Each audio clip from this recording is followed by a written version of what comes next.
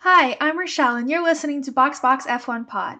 Today we're reviewing my home race, the US Grand Prix, otherwise known as a place where cars drive around in the same vicinity as Brad Pitt.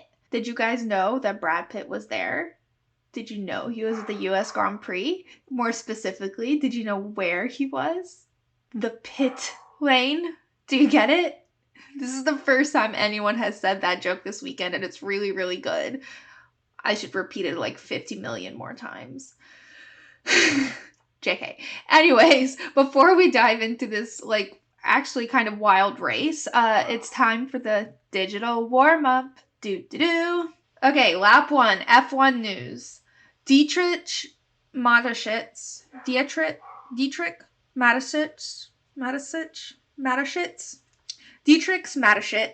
don't know if that's how you say it, but he is the co-founder of Red Bull, and he has unfortunately passed away after a very long battle with illness.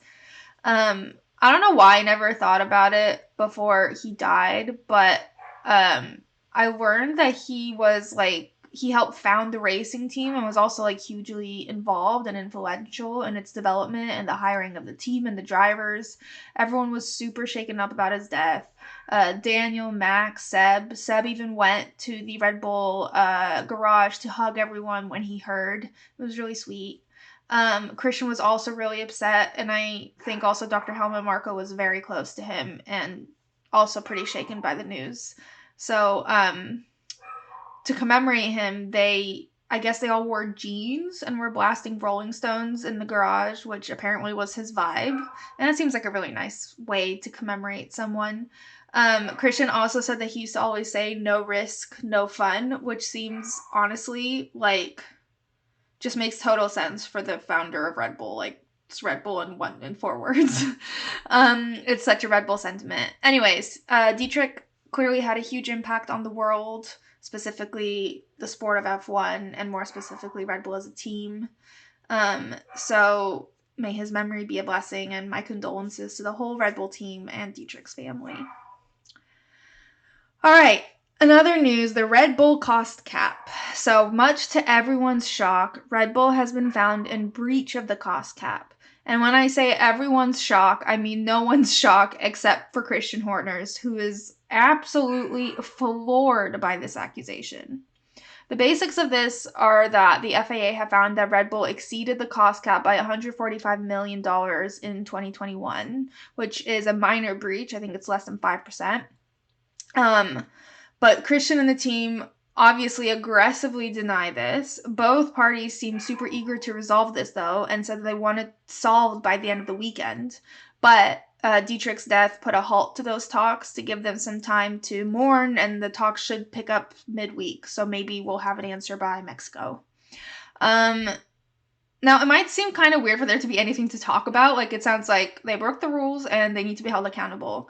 But the way Christian explained it during the press conference is that the part that's up to interpretation is whether the relevant costs are within the cap. According to Christian, Red Bull had zero benefit from a development perspective or from an operational perspective. And he also kept reiterating that it's a new program, it's a new protocol, they're still trying to gauge how to approach the situation. So there's no firm procedure in place, and they're sort of figuring it out as they go. The same sort of went for the actual rules, which he said were 50 pages long, and they're new, and they're still trying to see what works and what doesn't work. The only part of that the other team principals agreed with was the fact that 5% seemed high as a window for people to overspend, which when it's in the millions, yeah, it's kind of high. But anyway, so whoever organized the press conferences once again has struck gold because they paired Zach Brown and Christian Horner together. And last week, Zach Brown sent a letter to the FIA, F1, and he CC'd several F1 teams, specifically those who were not accused of breaching the cost cap or any other procedures, and expressed his opinion that any breach is equal to cheating and that this should not go unpunished, etc., etc. And he also outlined how he thinks the punishment should be handled. Basically, it's a relatively brutal letter. When asked about it at this press conference, Christian said that he was shocked that they would be accused of cheating by a fellow competitor. He thinks it's absolutely appalling that without any information, other teams would feed into this narrative built and perpetuated by the media that they are cheaters. And Zach counters, quite poorly I might add, that he wasn't actually referring to any team in particular, and that he was just speaking in generals.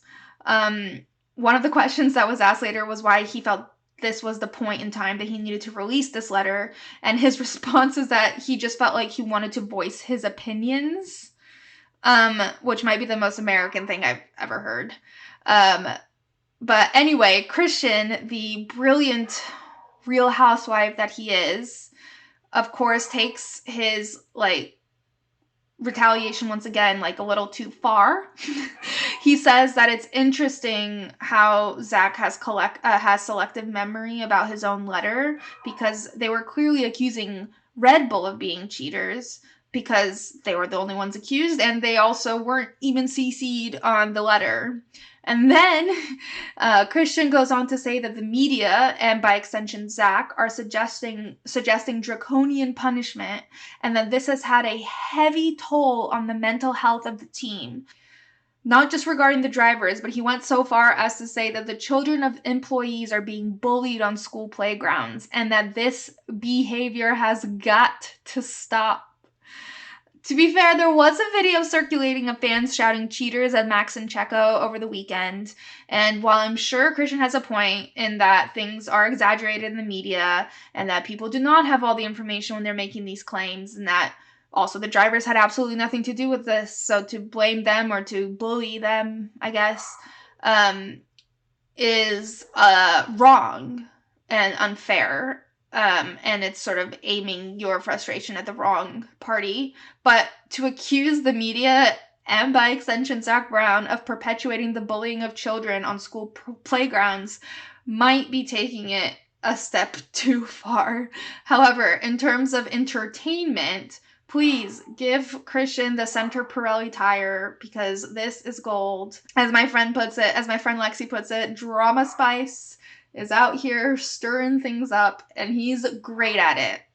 So, Andy Cohen, you should really consider the real team principals of F1 as a new franchise.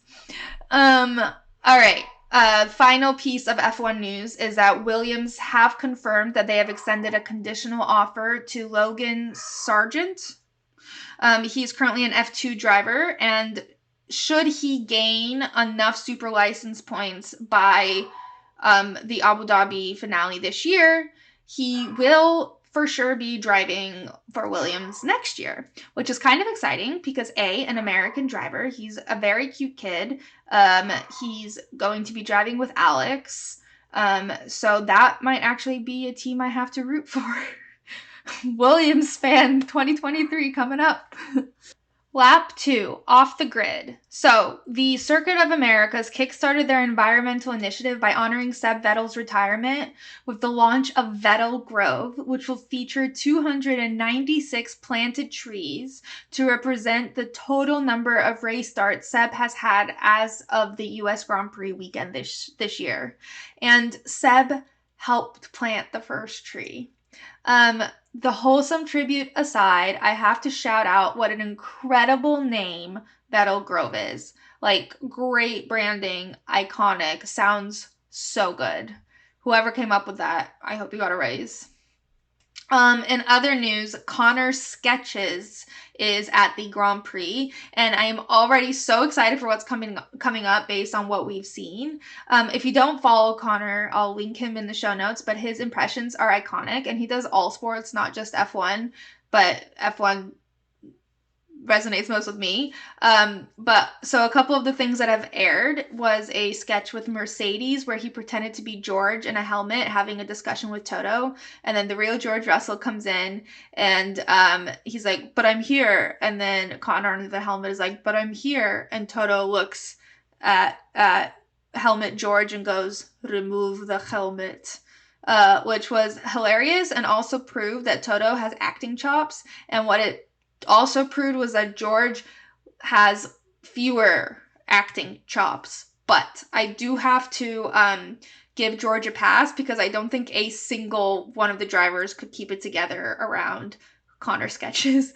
It was actually kind of hilarious. He also posed as Carlos during a Sky interview, and the tagline underneath said, Carlos Chilleria signs for Scuderia Ferrari. And when Carlos showed up, Connor tried to keep going with the bit, but Carlos just like lost it and was like, "It's so good, no?" and then just started like interviewing Connor. He asked to hear how Connor sounds in real life and literally almost fell over. He was like, that was not expecting that. Because Connor turns out is very, very Irish. Also blew my mind, to be honest, because the first thing I thought was, oh my god, it's Niall Horan from One Direction. And then I was like, oh, this might be rude to Irish people that they don't all sound alike. But then I looked it up and Connor is also from Mullingar, which is where Niall is from. So he does sound like Niall. I wonder if he started with Niall impressions and just worked his way up to like every other human being on the planet. Still, we'll never forget Charles being like, is it the hat? He just puts on a different hat. A few other great moments. Well, to be honest, they were American, like, uh-ohs. That were obviously bound to happen. We're in America. And honestly, some of these, I can't tell if these are worse or on par than the fake Marina. But the first one was calling Daniel Ricciardo an 8-time world champion. Not only is Daniel not an 8-time world champion, there is no 8-time world champion. There are 2 7-time world champions, but no 8-time world champion. And then the second one was the announcer, when they all run on stage, the announcer announcing the drivers pronounced Zhou Guanyu's name in such a catastrophic way that I can't even repeat it. I'm going to have to play it for you guys. Who's the driver? Jacques Grandjou. Who's the driver? Jacques Grandjou. Who's the driver? Jacques Grandjou. Jacques Grandjou. Like, it's almost comical how poorly it's pronounced. And I'd like to take this moment to throw back to a moment of almost equal egregiousness, maybe, when last year Charles was called Chuck. Someone brought that up this year and was like, Charles, or Chuck as he's known in the States, and Charles was like, immediately no. Like, visceral reaction to the name Chuck. Charles is not down with Chuck. Maybe when he gets drunk, Chuck comes out, you know? In other news, and I'm sure everyone saw this, but Daniel rocked up on a horse. Somehow Daniel always manages to out-American himself every single year. This year that involved entering the track on a horse with a posse of country singers. There was a man with a guitar. They were dressed to the nines. But it's like he clearly has senioritis. He's accepted his fate. He gives 0 fucks anymore.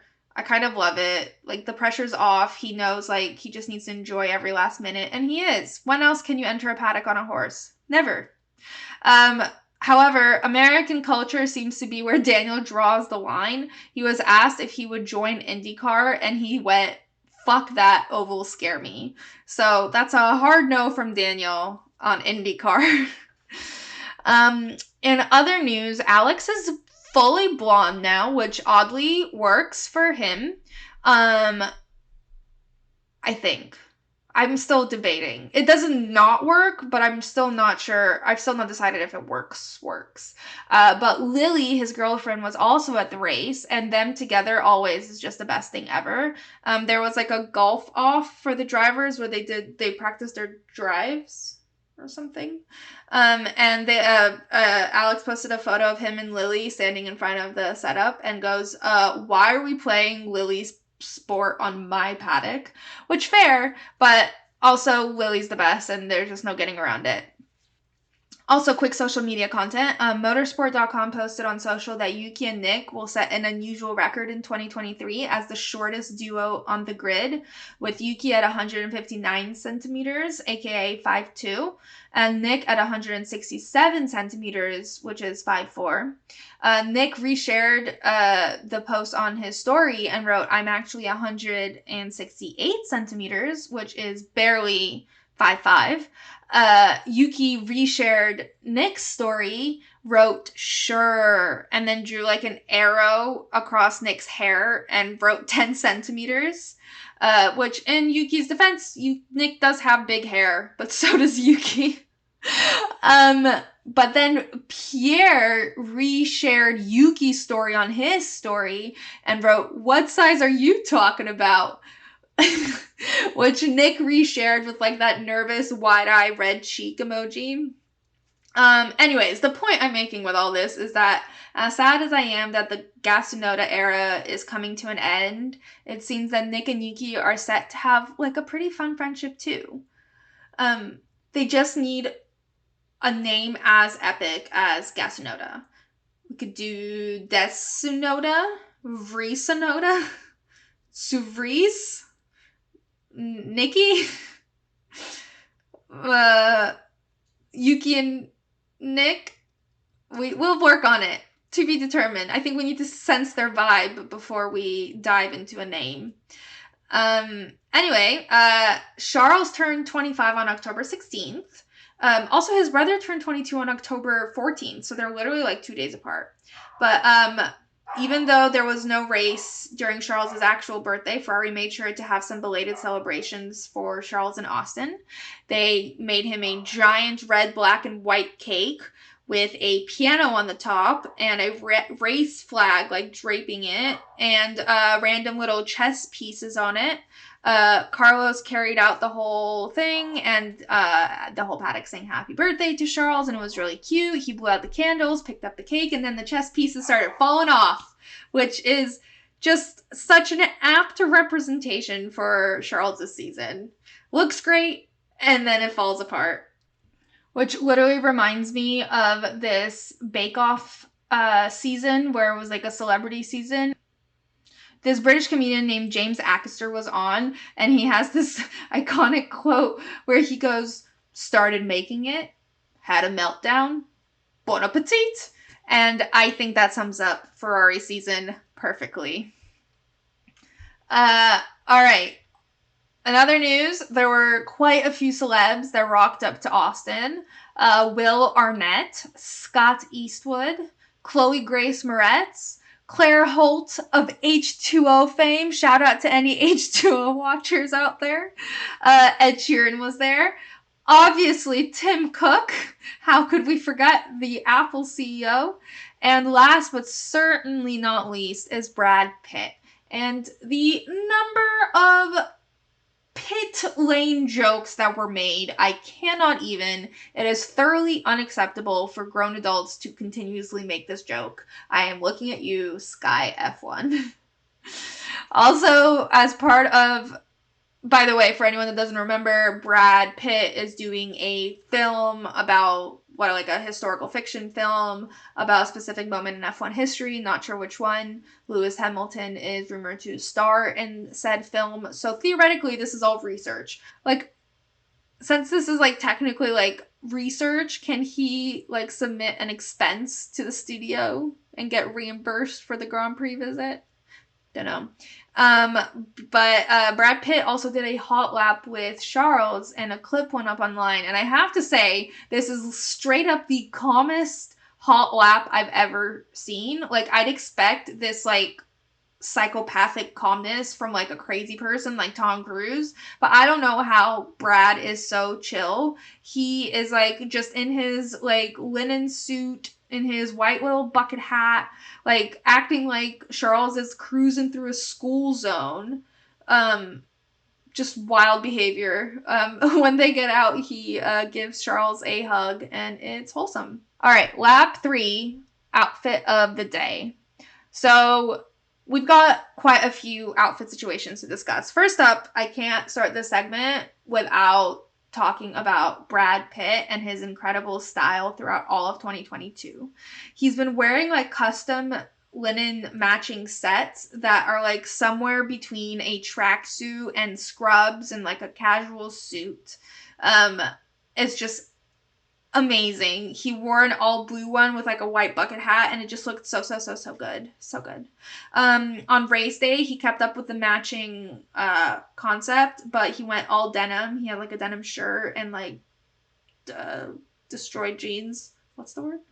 What's the word for destroyed jeans? Anyway, honestly, Brad Pitt could distressed. Distressed jeans. But honestly, Brad Pitt could wear anything. We were a bit oversaturated on Brad Pitt and pit lane jokes, but I'll accept it anyway because it's Brad Pitt. In other news, Charles and his girlfriend Charlotte were pictured walking through the paddock. Charles is wearing what you'd expect, his Ferrari team shirt, Ferrari red track pants. Charlotte, on the other hand, is wearing Ferrari red, just to describe the color. It's not Ferrari merch. She's wearing like a Ferrari red cropped jacket and like Ferrari red pants, but none of it is team issued. And honestly, this color red should never be worn head to toe unless you are required to do so. Um, but what I feel like happened here is that Charlotte saw how good Carmen and George looked doing like the low key boy band matching thing where it's like general aesthetic vibe and color palette match. And so she was like, we should do that. And Charles was like, hard pass. And he refused to take off his team kit.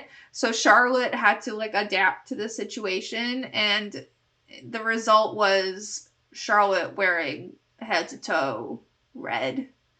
And I'm sorry, Charlotte, love you, but I hate this decision.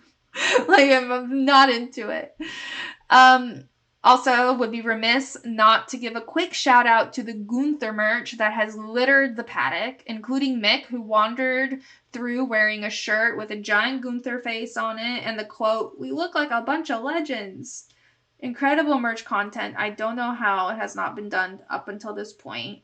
As Jen Shaw from Real Housewives of Salt Lake City would say, turn any opportunity into merch. It can all be made into merch. I will be buying this, and I think it's a little sad that my entire personality is now F1 merch, but here we are. Now, the most fun part of the US Grand Prix fashion segment is rating the cowboy wear. It would not be the Austin Grand Prix if we didn't culturally appropriate cowboy culture. Cowboy hats, cowboy boots, bolo ties, unfortunately. All of these were seen in excessive amount around the paddock. So we're going to rank the best who wore it best. This is not cowboy wear, but I need to start with this. Charles's helmet is clearly very Austin themed. It says, add some barbecue flavor to your hashtag USGP.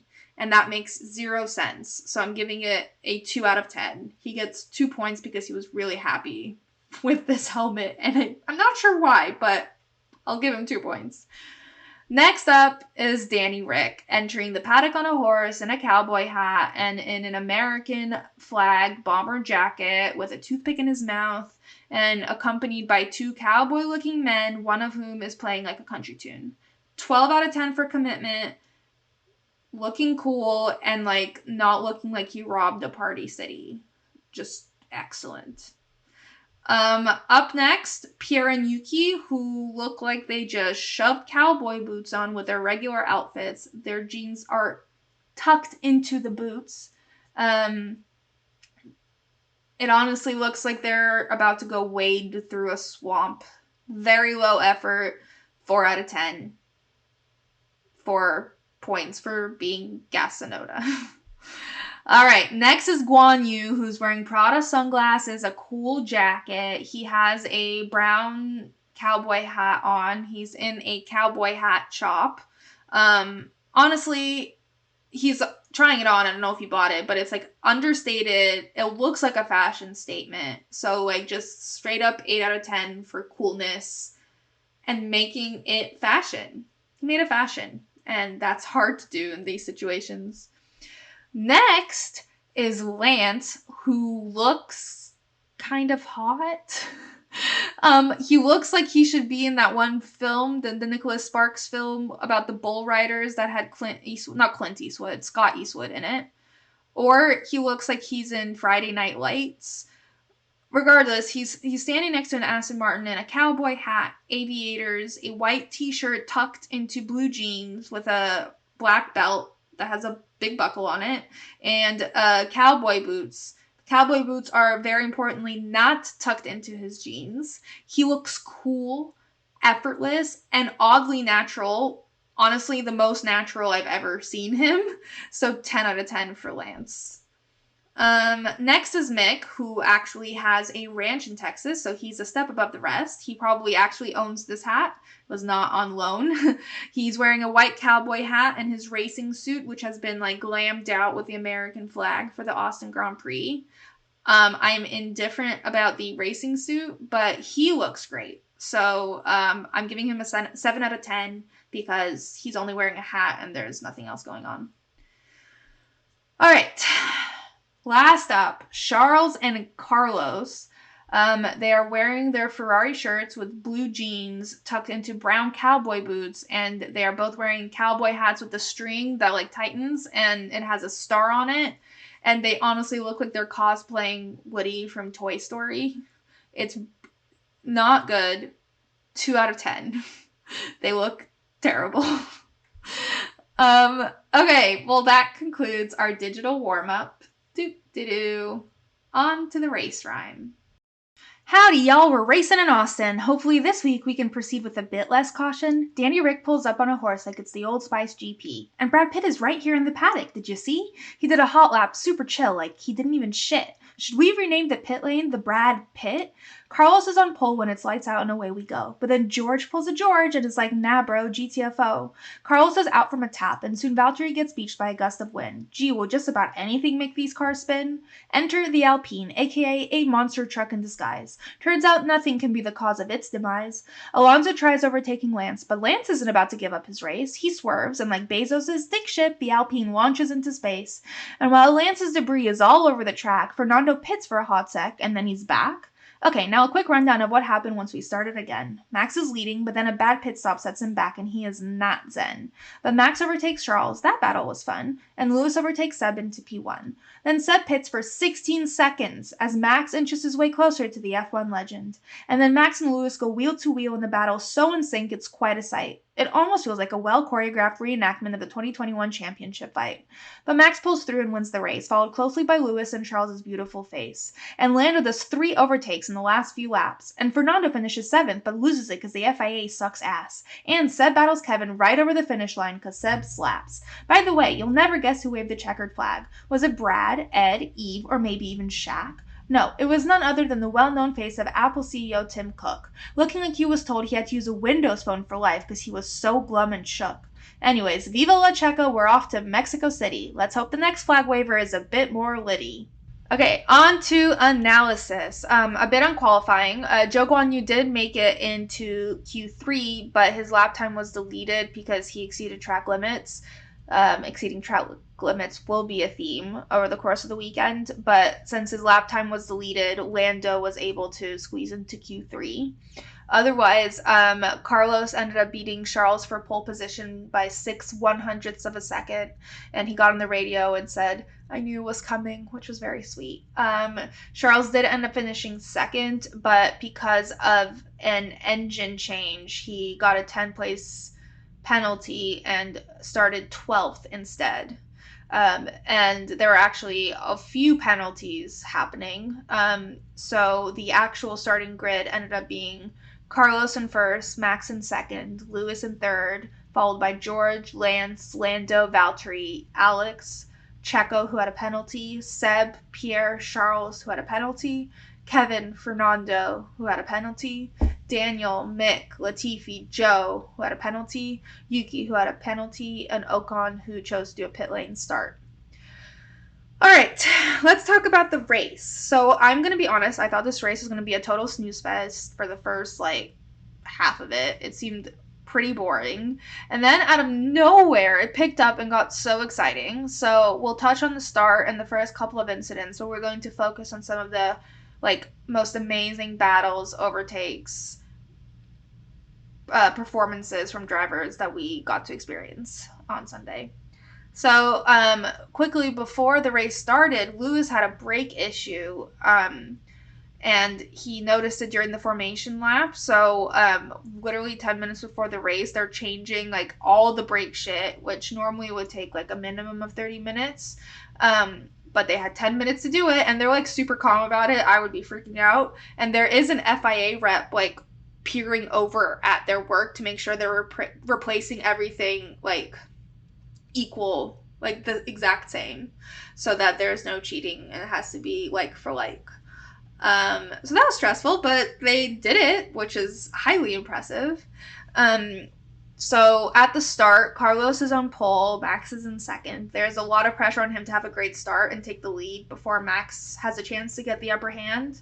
But unfortunately for Carlos, Max is the king of starts, and it seemed that Carlos didn't have the best control over the tires, and they kind of were spinning. Um, Perhaps he would have had the opportunity to take back control and assumed first again, or at the very least keep a strong second. But we never got to see that because, of course, by turn one, Carlos, who had like a nice wide run, was still very much on the racing line. And then George basically came out of nowhere and collided with him. Well, collided is a strong word. George tapped him, but it did send Carlos like spinning off track and put him immediately in last place. Then he complained about a puncture, so he comes in at the end of the lap and they push him into the garage, and he ends up DNFing because there was a water leak caused from the incident. It was super sad to see Carlos's race end like this, especially when he started from pole. He had such a great qualifying, and to see it all just like spin away from him was tragic. And his radio message was like, his voice was just heartbreaking. Honestly think he might have absorbed all of the birthday curse like repercussions from Charles and just taken it on all himself, because this was sad. George did get a 5-second penalty, which to me seems kind of light considering he ruined Carlos's car and took him out of the race. I'm still like unsure how 5-second penalties are applied for such like a wide array of situations. Like later on in the race, Latifi gets a 5-second penalty for pushing Mick off the track. Surely this is worse, like colliding and ruining someone's race is worse than forcing someone off track a bit. I don't know. I don't know what's right, but like the 5-second penalty seems to be like an umbrella penalty for anything, pretty much. Also, for the next few laps, people kept complaining about the wind, and I guess it actually was kind of gusty because it seems to have caused Valtteri to spin and get beached in the gravel. This brings out a safety car, and apparently it's the first safety car at the US Grand Prix since like 2015. This gives some drivers a chance to pit who hadn't already, i.e. Charles. By the way, at this point, Ferrari announced that they are on plan E. E. How are they on E already? But when Charles when Charles comes in for his free pit stop during the safety car, it's a really good it's a really good pit stop. So the commentator says, this must be plan F for fabulous. And all I can hear is Sharpay towels imported from Turkey, Ferraris imported from Italy, and Charles imported from Monaco. Anyway, we'll come back to Charles.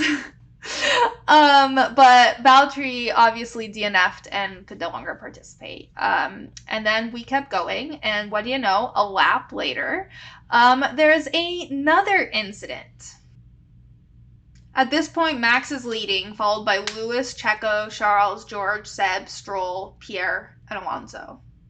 But a few seconds into the restart, Alonso overtakes Pierre into 8th and now is closing in on Lance. and he goes for the overtake, and they hit each other. On the replay, like, you can see that Fernando went to the left of Lance, and then you can see Lance's helmet slightly turned to the mirror, see Fernando go there, and then I guess he tried to block him, but he also swerved left. And instead of blocking him, he, I guess, underestimated how far ahead he was of Fernando, because Fernando ran into him. And it literally launched Alonso straight up into the air, before he, like, did a wheelie, and then he landed back down and kept driving straight into the pit lane, where they changed his tires and his front wing, and then he went back out. Lance, on the other hand, spun across the field, set debris everywhere. There's, like, a detached wheel rolling away, like, slowly. And he's out of the race. On the radio, he said, "I crashed," which many people took as a sign of acknowledgement that he had messed up. Although later on, he said that he gave Fernando plenty of space, which is funny. There was no space. But at the time, Stu said that they would review the incident after the race once they were able to talk to both drivers. And to, like, finish up this incident now, after the race, Lance was given a 3-grid penalty drop for the next race for causing the crash. Alonso was able to resume the race. He came in last, but he finished the race in P7, which is crazy. Dude was flying, landed, did a wheelie, like, survived, and still worked his way up to P7. That is wild. He did say after the race that he didn't feel anything, like, in the moment while he was racing, but now he's starting to feel a bit sore, so he might have quite a recovery before Mexico. Also, many people on Twitter have noted that Carlos's Ferrari was taken out by a gentle tap, like a caress from George. Valtteri's Alpha was beached by a gust of wind, like Mary Poppins, and Alonso's Alpine was launched into space like he was in Fast and Furious 8, and then he trundled on. What is the Alpine made of? That is just so bizarre. Anyway, towards the end of the race, despite the sturdiness of the car, people began to notice Alonso had a bit of a wobbly mirror, and eventually the wobbly mirror just disappeared. So he clearly lost the mirror somewhere along the way. However, it seems that everyone noticed except the FIA, because no black and orange flag was issued. This obviously peeved Haas off, because Kevin Magnussen seems to be unable to put, like, a wheel on track without a black and orange flag being whipped into his face. So they launched a complaint against Fernando and against Checo, who they said had a loose front wing end plate. But it turns out that Red Bull has decided, in light of this whole budget cap situation, that they should proceed with full transparency. So they took a picture of the front end plate and sent it to the race director, who said that it was safe enough to continue driving. So that protest was thrown out. But the Fernando one was not thrown out. And after the race, after everything, the FIA issued a 10-second stop and go penalty, which, since the race was over, converted to a 30-second time penalty, which put Fernando 15th. Here is, like, my issue with this. Yes, the mirror was loose, and that is dangerous. A lost mirror is even more dangerous, but Fernando's crash happened, like, barely halfway into the race. They had 30 laps to notify Alpine to fix it, and they didn't. And it's not like no one else noticed it. We all saw it. So, like, how is that fair after such an incredible drive and the perseverance of both man and car? He gets hit with a penalty for a safety issue that is the FIA's duty to enforce. And there's no way they couldn't have noticed the mirror. Like, they can see when a car is a millimeter over a white line, but they don't see when a mirror is free flapping in the wind? Okay. Like, why are you punishing Fernando for your mistake? Anyway, let's talk about Max a bit. A few laps later, after all of this happened, Max had a significant lead into the race. He was first, he was flying, then he pitted, and it was like the worst pit stop possible.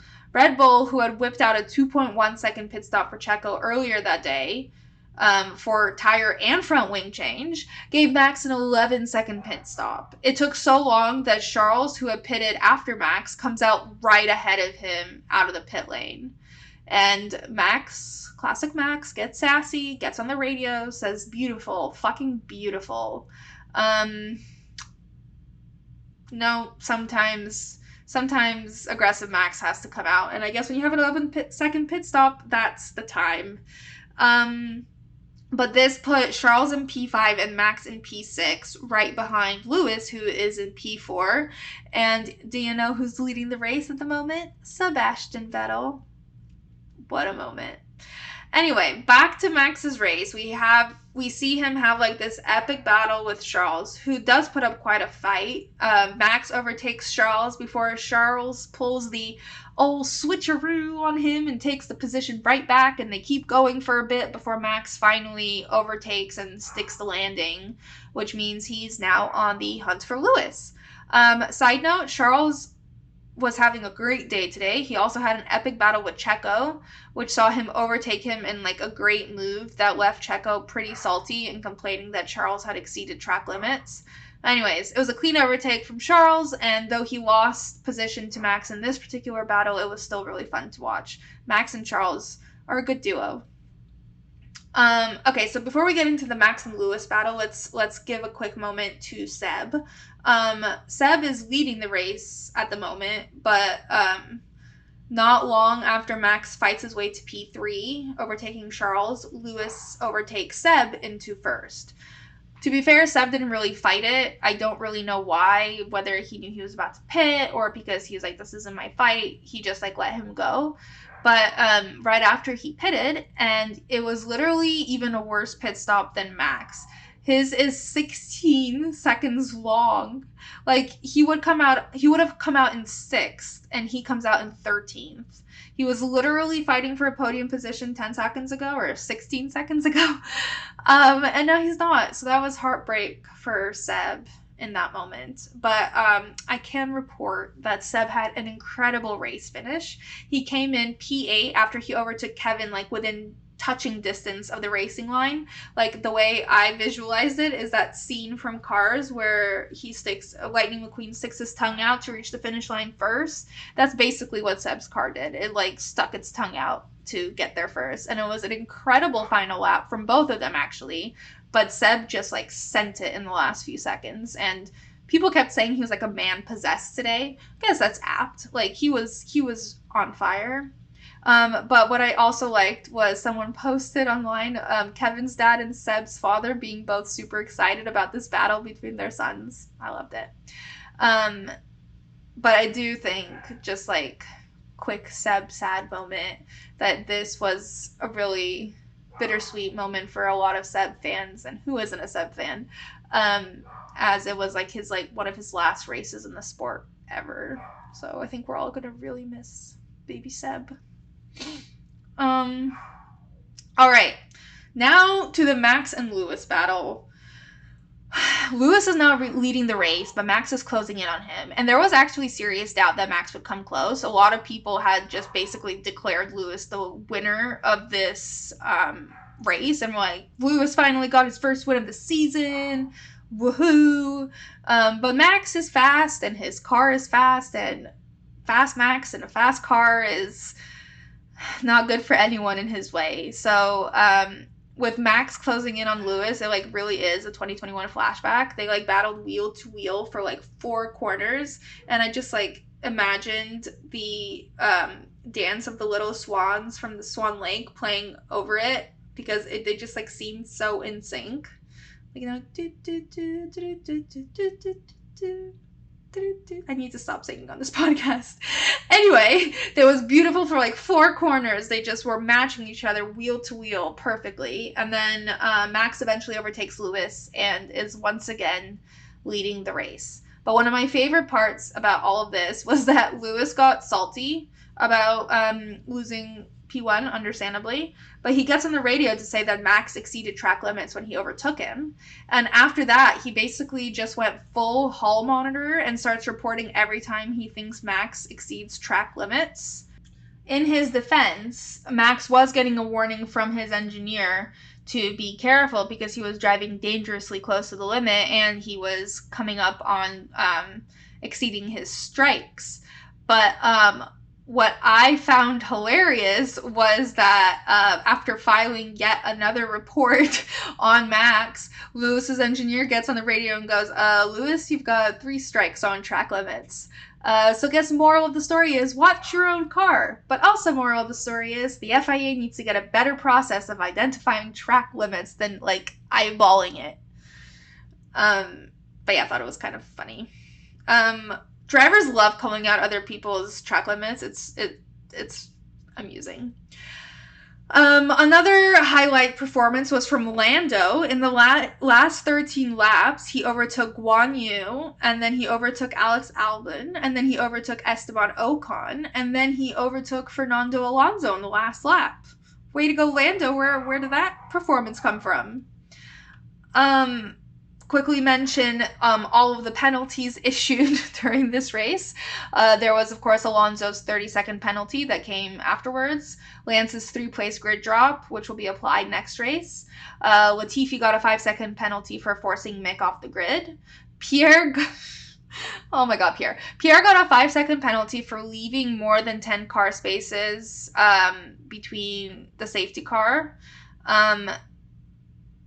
which a lot of people were basically like, it's kind of unfair because the car in front of him sped up and there was like half a second for him to speed up too, and like in that half a second, yeah, there were more car spaces, I guess. But he got hit with the penalty, he served his penalty, and then he got hit with a second penalty because the FIA felt that he hadn't served the first one correctly.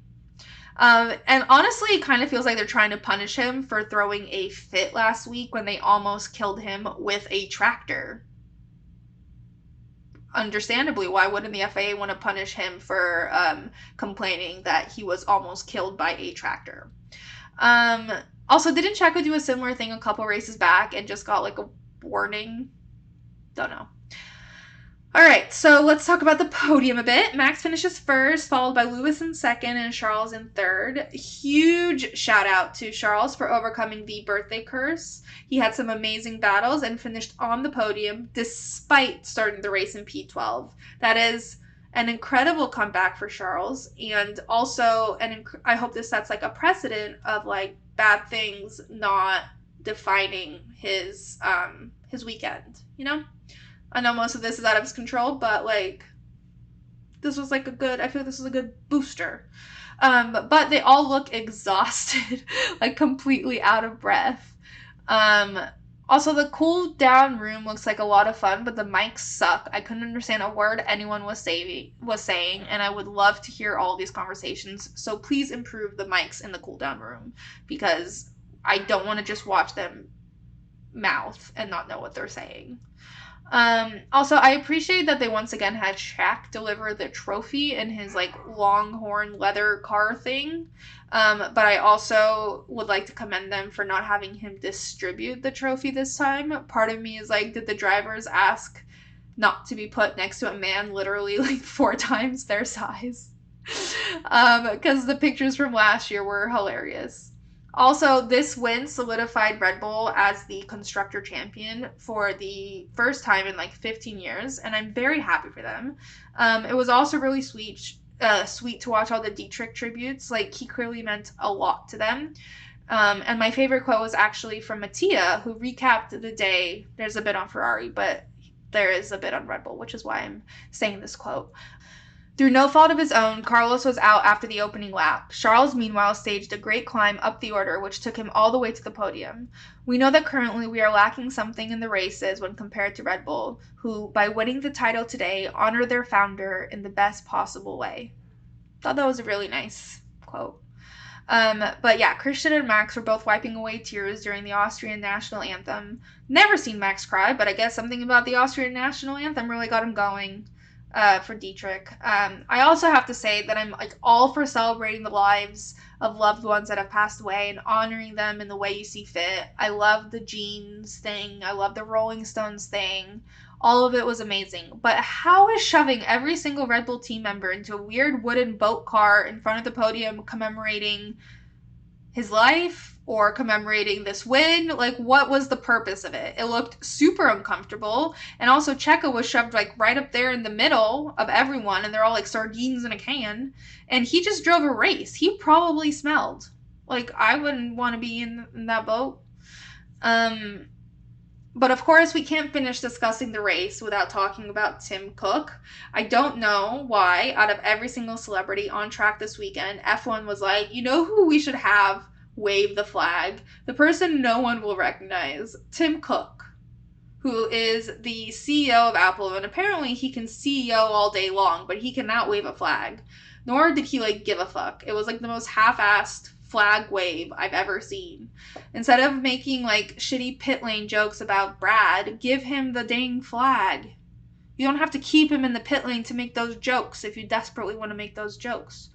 But like, give someone worthwhile. That was rude. Tim Cook is worthwhile. But Brad Pitt would have waved that flag much better. Just saying. Okay, so the driver of the day is officially Seb, and I 100% agree. Seb drove like a man possessed today. But I would also like to give an honorable mention to Fernando, who once again like wheelied his way through half the race and still finished 7th. We're gonna ignore the penalty. Basically, today goes out to the senior citizens. Never underestimate them. And the dig in the box, I would have to say perhaps George for accidentally ruining yet another race, or perhaps Lance for defending Fernando straight into space, but also the FIA for like issuing a 30-second penalty for their own mistake. By the way, remember that investigation into the tractor on the track in the middle of a storm? The conclusion they came to for that investigation was we will no longer put tractors on the track in the middle of a storm. Sounds like it was a very thorough investigation indeed. Also, I suppose honorable mention goes to Tim Cook's flag waving skills, or maybe Tim Cook's enthusiasm for flag waving. Maybe they should do like a mini interview. Like, how do you feel about waving a flag? Is this something you're interested in? On a scale of 1 to 10, where would you rank your passion for checkers? Yeah. So the results after Fernando's penalty were Max, Lewis, Charles, Checo, George, Lando, Seb, Kevin, Yuki, Esteban, Joe, Alex, Pierre, Mick, Fernando, Daniel, Latifi, Lance, Valtteri, Carlos, and the last 3 all DNF'd. The standings, Max has won the Drivers' Championship, so now it's Charles v. Checo for second, and Charles is 2 points ahead. And Red Bull has won the Constructor Championship, so now it's Ferrari versus Mercedes for third, with Ferrari ahead by 53 points, and Alpine versus Mercedes for fourth, with Alpine ahead by 6 points. And that's it for the American Grand Prix. That was fun. There are 3 races left before the end of the season, and all is still for play. Just kidding, there's nothing left to play, but you should still watch because it's going to be fun. Next week is Mexico, and we'll be rooting for hometown hero Checo, of course. Otherwise, as always, follow, subscribe, leave a review, share with a potential box. Make sure you follow on Instagram because I share all those in between social moments. So see you soon. Box.